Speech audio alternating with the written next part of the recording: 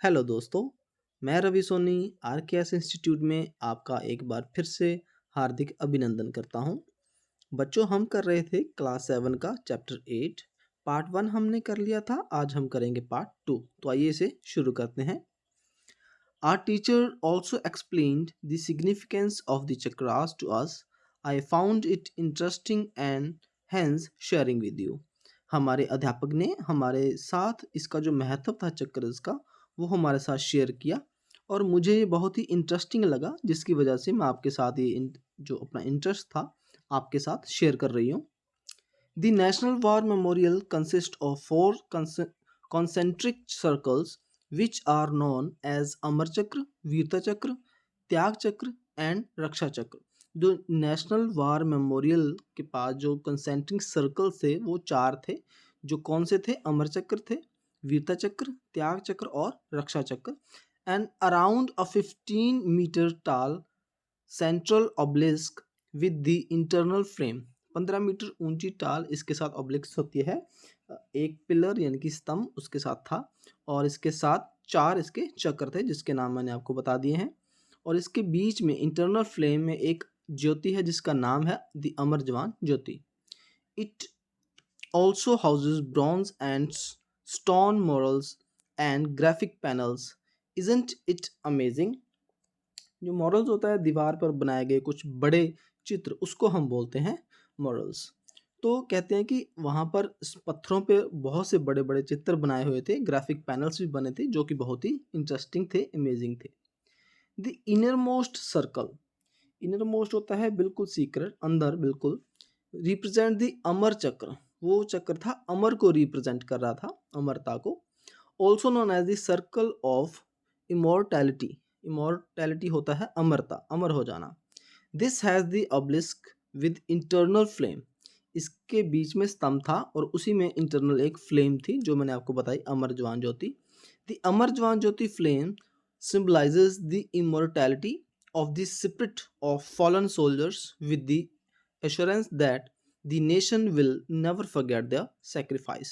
जो अमर जवान ज्योति थी वो इस चीज़ का प्रतीक थी कि जो देश के वीर जवानों ने हमारे लिए शहादत दी है, सेक्रीफाइस दिए हैं, उनको हम कभी भी भूलेंगे नहीं, उनका बलिदान कभी भी देश नहीं भूलेगा। नेक्स्ट है the second circle is called the Veerta Chakra which is also known as the circle of bravery. जो वीरता चक्र है वो बहादुरी का प्रतीक है। There is a covered gallery that exhibits 6 models crafted in bronze depicting valiant battle actions of our armed force. Depicting होता है एक शब्दों में किसी चीज़ का वर्णन करना, और इस चीज़ को कवर किया हुआ था पूरी गैलरी को, उनकी फ़ोटो भी लगाई हुई थी और उनके नीचे उन्होंने जो जो बलिदान दिए थे वो सारे उसके ऊपर लिखे हुए थे। The third circle represent the Tyag Chakra also known as the circle of sacrifice. जो तीसरा चक्र था त्याग चक्र जिसका नाम था, और वो किसका प्रतीक था? सेक्रीफाइस यानी कि बलिदान का।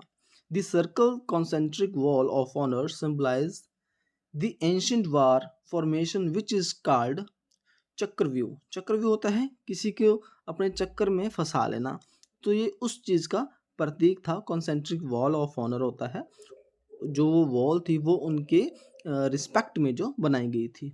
The walls are covered with granite tablets and individual tablets is solely solely dedicated to each fallen heroes of post independent India.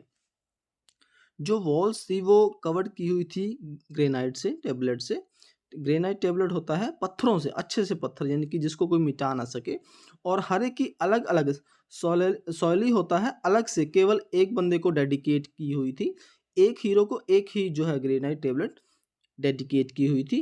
Heroes of post independence India यानी कि जो आज़ादी के बाद जितने हीरोज ने हमारे देश को सेवा के लिए सेवा की और हमारी बाउंड्रीज को सेफ रखा, उनके ऊपर ये वॉल जो है डेडिकेट की गई थी। Their names are etched in golden letters. उनके नाम जो थे वो गोल्डन लेटर से यानी कि सुनहरी अक्षरों में लिखे हुए थे।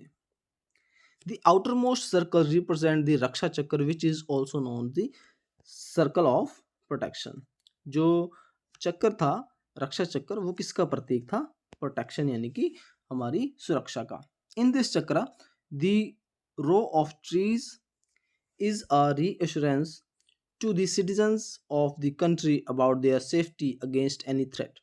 जो ये चक्कर था प्रोटेक्शन का, वो इस चीज़ का सिंबलाइज था कि हमारी कंट्री जो है वो बिल्कुल सेफ है, सिक्योरिटी हमारी फुल है और हमें घबराने की कोई भी ज़रूरत नहीं है। Each tree represent the soldier who ensures the territorial integrity of the nation. जितने भी वो पेड़ थे वो हर एक सोल्जर को इंश्योर करते थे उनकी इंटीग्रिटी देश के प्रति। We spent the whole day from morning to evening at the national war memorial and the surrounding areas. हमने पूरा दिन यानी कि सुबह से लेकर शाम तक नेशनल वॉर मेमोरियल में बिताया और उसके सराउंडिंग आसपास की जगहों पर हमने बिताया। Marked by majestic loans and grand buildings of कर्तव्य पथ। कर्तव्य पथ की हमने जो बड़ी बड़ी बिल्डिंग देखी और अच्छे लॉन्स देखे। We were immersed in the ambience that was solemn and a reminder of what a free nation could achieve। हमने ये सीखा कि हमने जो कि एम्बियंस होता है किसी स्थान का वातावरण या माहौल, और सोलम होता है किसी भी चीज़ को गंभीरता से लेना, सीरियसली लेना।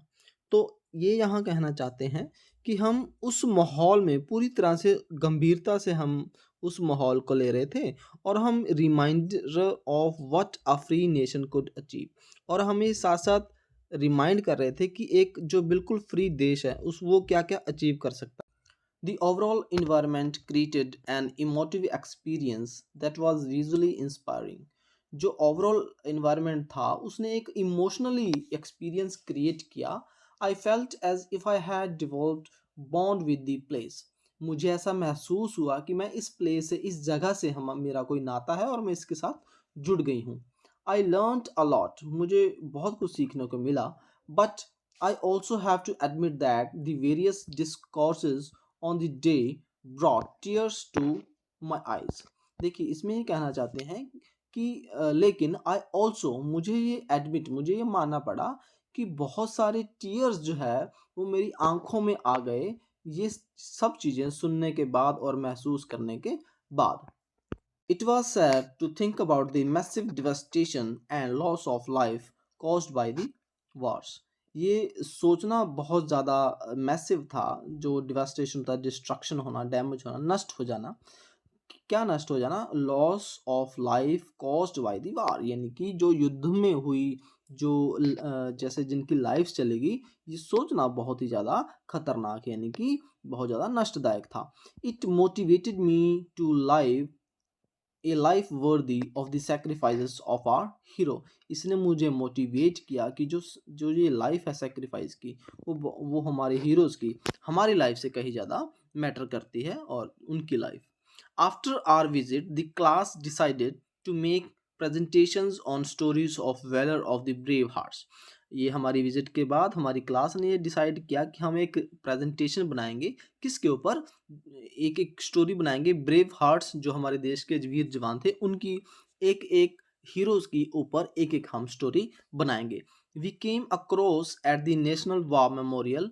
जब हम नेशनल वॉर मेमोरियल से वापस आ गए थे, we divided ourselves into 5 groups. हमने अपने आप को 5 ग्रुप्स में डिवाइड किया। We are choosing martyrs to make presentations depicting their courageous stories। depicting होता है शब्दों में वर्णन करना। हमने अपना अपना जो martyrs होता है, जिसने शहादत दी, जो हमारे शहीद थे, तो शहीद, एक एक शहीद के ऊपर, शहीदों के ऊपर हमने एक एक रिप्रेजेंटेशन अपना अपना चूज कर ली थी। Our teacher has also advised us to share our experience during the school assembly। हमारे टीचर ने हमें, जो हमारी ये स्कूल की असेंबली होती है, मॉर्निंग असेंबली, उसमें हमारा एक्सपीरियंस शेयर करने के लिए बोला। आई एम डिलाइटेड, मैं ये खुश थी, that all the students of our school will get to know about the national war memorial. मैं इस बात से खुश थी कि मेरे स्कूल के बाकी स्टूडेंट्स को भी नेशनल वार मेमोरियल के बारे में जानने का मौका मिला। And the soldiers it commemorates, और जो सोल्जर थे जो इसके साथ डिपिक्ट थे, डेडिकेटेड थे।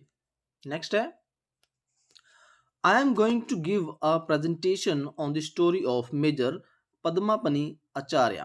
मेरी जो प्रेजेंटेशन थी वो मेजर पद्मापनी आचार्य के ऊपर थी। Who fought for India in the 1999 Kargil वार, जो युद्ध लड़े थे कौन सा, कारगिल का 1999 में, एंड वाज अवार्डेड दी महावीर चक्र, उनको महावीर चक्र से भी नवाजा गया था, दिया गया था उनको। और इनकी जो स्टोरीज हैं ये हम एक अलग क्लास में करूँगा। ये सिटेशंस है महावीर चक्र की जो इनको दी गई थी भारत सरकार द्वारा। और इसका नेक्स्ट हम करते हैं। Before he went into battle, he wrote a letter to his father that he was not afraid or scared about losing his life while trying to protect the motherland। जो ये हीरो थे उन्होंने अपने fathers को, उनके पिता को एक लेटर लिखा जिसमें उन्होंने ये लिखा कि पिताजी मैं मरने से डर नहीं रहा, ना ही मैं घबरा रहा हूँ, ना ही मैं अपनी लाइफ जाने से घबरा रहा हूँ। और मैं इसलिए नहीं घबरा रहा क्योंकि मैं अपनी जान अपने देश के लिए दे रहा हूँ। और इसके बाद हम पढ़ते हैं। We reached Bengaluru yesterday. I have written a long letter as I could not help sharing this inspiring experience with you. मैं बेंगलुरु कल पहुंच गई थी और मैं कब से ये लिखना चाहती थी, और I could not help sharing this inspiring sharing with you, कि जो मैं वाकई महसूस करी वो सिर्फ मैं लिख पा रही हूँ, उतना ज़्यादा मैं शेयर नहीं कर पा रही हूँ। Give my regards to your mom and dad, आपके माता और पिता को मेरा बहुत सा प्यार देना। I miss your mom's chole bhature, आपकी मम्मा के मुझे छोले भटूरे बहुत पसंद हैं। You know I am a foodie, say hello to Amit, आपको पता है कि मैं खाने की बहुत शौकीन हूँ। से हेलो टू अमित मतलब आपके भाई को मेरा प्रणाम, हेलो। Your friend Saumya. तो ये लेटर सौम्या ने लिखा था आनंदा को। और नेक्स्ट पार्ट में हम करेंगे एक लेटर जो आनंदा ने सौम्या को रिवर्स में किया था। तो it was all about part 2। So be online. अगर आपको ये वीडियो अच्छी लगी हो तो वीडियो को लाइक कीजिए और चैनल को सब्सक्राइब कीजिए। पार्ट 3 आप इसमें ज़रूर देखिए। Thank you, thanks for time.